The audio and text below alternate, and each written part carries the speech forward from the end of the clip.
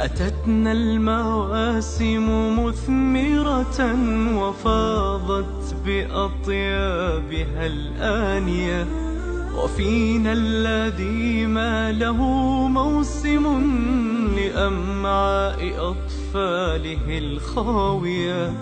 تطيب القناعة في يده ولا تنحني نفسه السامية.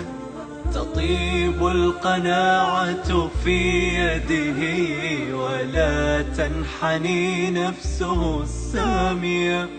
أتتنا المواسم مثمرة وفاضت بأطيابها الآنية، وفينا الذي ما له موسم لأمعاء أطفاله الخاوية.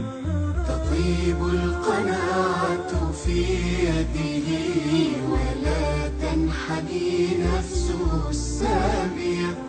تطيب القناعة في يده ولا تنحني نفسه السامية. فهل أينعت يدنا مرة وأهدت له لمسة